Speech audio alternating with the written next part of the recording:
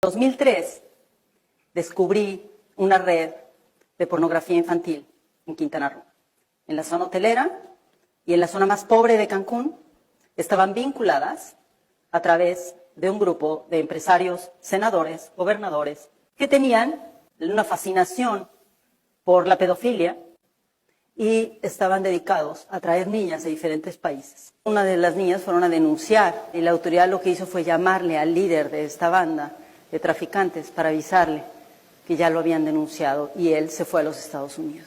El empresario se llama Jan Sukarkuri y puedo decir su nombre porque ganamos el caso y está preso. Él había traído, hasta donde yo pude documentar, 200 niñas y niños a la zona hotelera de Quintana Roo, de Cancún, frente al mar, a donde venían empresarios y políticos a tener sexo con niñas entre 4 y 13 años.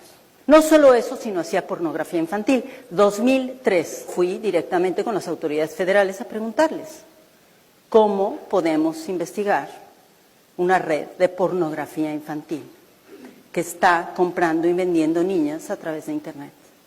No, señora Cacho, es una exageración. Seguramente son unos cuantos niños, son pedófilos, pero pornografía infantil en México, ¿cómo cree? No. Y encontré un hacker y nos metimos en el Deep Web por primera vez. Imprimí 300 fotografías de hombres adultos con niñas y niños menores de 13 años. Senadores, gobernadores y empresarios multimillonarios mexicanos y extranjeros. Pero se quedó en mi cabeza una idea, ¿cómo vamos a encontrar a estas niñas y niños? Mientras esto sucedía, y yo hacía la investigación, escribí toda la historia. En ese entonces yo ya tenía 3 escoltas federales, porque ya había tenido 2 atentados y varias amenazas de muerte, y ya un abogado de Cancún me había puesto un arma en la cabeza por meterme en asuntos privados de su vida, cuando denunciamos que había intentado matar a su mujer. Él entró a mi oficina y enfrente de mi escolta federal me ofreció $1 millón para mi organización, de parte de un hotelero y de un senador mexicano. Me dijeron, mire, usted, señora Cacho, no va a sobrevivir, no va a poder publicar ese libro que quiere publicar.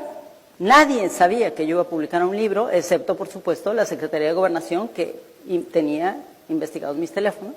Si usted acepta este dinero para ayudar a las pobrecitas víctimas que reciben su refugio, le vamos a ayudar a detener al líder de la banda de criminales. Unos meses después, entregué mi libro, Los demonios del Edén, a la editorial Penguin Random House. Y resulta que el nuevo secretario de Seguridad Pública Federal, el encargado de lo que ahora es la Policía Federal, Miguel Ángel Yunes Linares, mandó llamar por teléfono al director general de Random House en México y lo invitó a su oficina. Con hombres armados, le dijo que ese libro no podía ser publicado, porque él aparecía en el libro. 2 meses después estábamos presentando el libro en la Ciudad de México y para ese momento ya habíamos rescatado a 200 niñas y niños. Ya tenía los nombres, los apellidos, ya sabíamos quién eran sus madres, sus padres.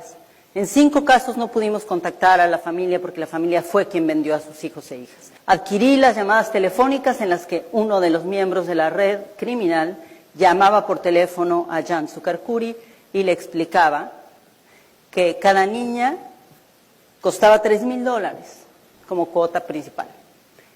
Y después de los $3,000 tenía que pagar, además, los papeles. Mientras estaba haciendo esta investigación, llegó la policía aquí a Cancún, afuera de mis oficinas, vestidos civiles, 10 sujetos armados, y mi escolta se quedó inmóvil. Me secuestraron y durante casi 24 horas me torturaron. Me dijeron quién los había mandado, el gobernador de Puebla. Me dijeron por qué razones, por haber publicado Los demonios del Edén, y porque me había metido en la vida privada de todos estos senadores, gobernadores y empresarios.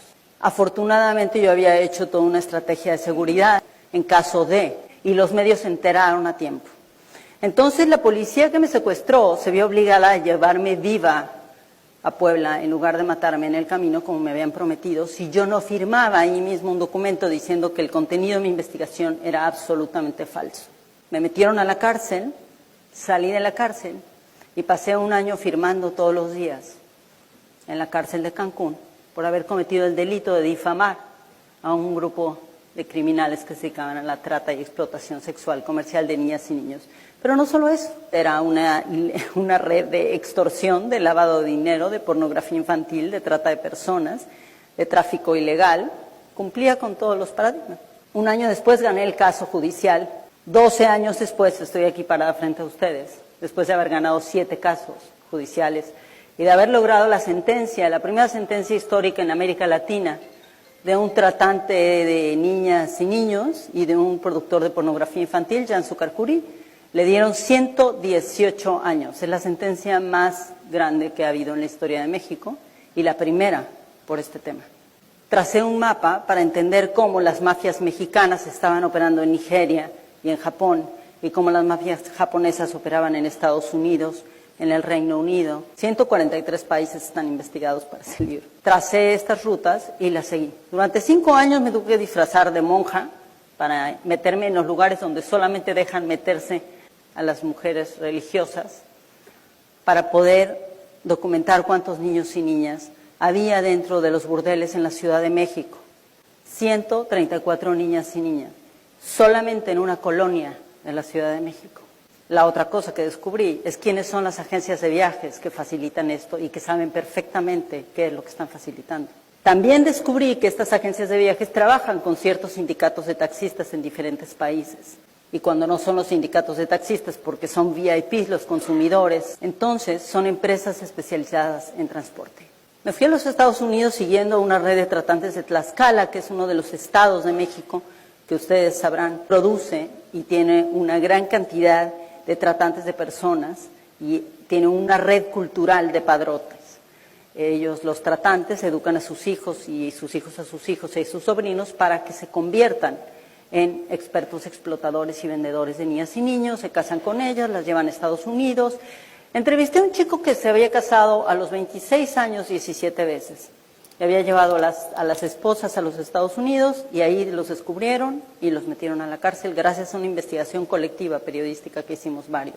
Un día empecé a seguir a uno de estos jóvenes de Tlaxcala en Nueva York y me di cuenta lo que estaban haciendo. Tenía un grupo de 25 chicos y los 25 chicos iban cada uno con $500 a diferentes lugares a mandar remesas a México.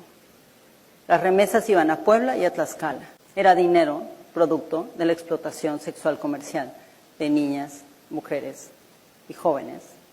Yo no podría estar viva sin mis fuentes, no podría estar viva sin esos policías federales, sin esos agentes especializados de todo el mundo que han sido mis fuentes, que han confiado en mí, que me han enseñado todos los días cómo hacer mi trabajo mejor. Probablemente soy la que está contando la historia casi siempre, porque ellos están allá trabajando en sus países, o en sus escritorios, o tras de su computadora, pero allí están. Después de 12 libros sobre estos temas, después de 12 años de haber seguido este caso contra el gobierno mexicano y todos los agentes, incluidos 2 expresidentes vinculados con la trata de personas, el lavado de dinero y la protección de la delincuencia organizada, ganamos.